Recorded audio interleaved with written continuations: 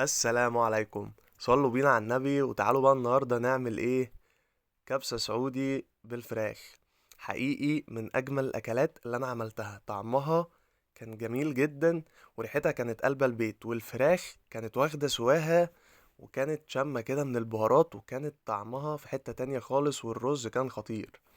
يلا بينا نقول بسم الله وندخل على الطريقة.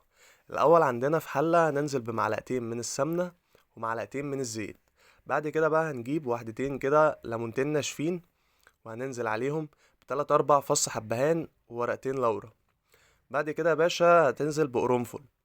بعد كده عودين قرفة خشب، وهننزل بفلفل اسود حصى، وهننزل عليهم بتلات فصوص توم مهروسين.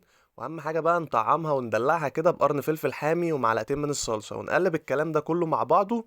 وننزل عليهم بقى بكوبايه من عصير الطماطم، وبعد كده هننزل بالفراخ بتاعتنا، ونتاكد كويس ان الخليط ده كله دخل في كل حته في الفراخ، نقلبها على الوشين. بعد كده بقى هننزل عليهم بالميه بتاعتنا، واهم حاجه ان الميه تغطي الفراخ. بعد كده بقى هنديها بهاراتها، هنديها رشة من الملح ورشة من الفلفل الأسود ورشة من بهارات الكبسة، وهنديهم تقليبة مع بعض. وبعد كده بقى هندوق الشوربة لو كانت محتاجة حاجة، نغطي عليها ونسيبها تستوي براحتها تلت ساعة بالظبط، وكانت الفراخ خدت سواها مستريحة. هنطلع الفراخ بقى، وهنجيب عندنا كوبايتين من الرز البسمتي، وهنغسلهم ونصفيهم كويس، ونروح نازلين عليهم في الشوربة. طبعا الشوربة كانت كتير جدا على الرز، فاحنا شيلنا شوية من الشوربة. شيلي شوية من الشوربة وما ترميهمش، خليهم عندك بحيث ان لو كان الرز محتاج، وبعد كده هتشوفي لو كان الرز محتاج ملح ولا حاجة، وهتوطي عليه اول لما يبتدي يشرب ميته كده، وهتوطي عليه وتسيبيه بقى يختم براحته. بعد كده هنجيب الفراخ بتاعتنا بعد ما اتسلقت في الشوربة دي، وهنديها بقى على الوش كده دهنة زي ما انتوا شايفين، بمعلقتين من الصلصة ومعلقة من العسل ورشة من الملح ورشة من البابريكا والفلفل الأسود.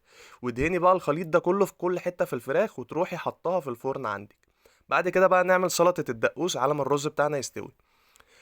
تلات أربع حبايات طماطم، ونص ربطة كزبرة، وتلات فصوص توم، وقرن فلفل حامي، وعصير ليمون. هنعصر ليمونية، وبعدين هنديها توت من الخل ورشة من الملح ورشة من الفلفل الأسود والهاند بلندر الجميل بتاعك، وتضربيها. وأهم حاجة ما تضربيهاش جامد، هو ده القوام بالظبط اللي احنا عايزينه. طعمها خطير. بعد كده بقى نبص على الرز بتاعنا بعد ما ختم.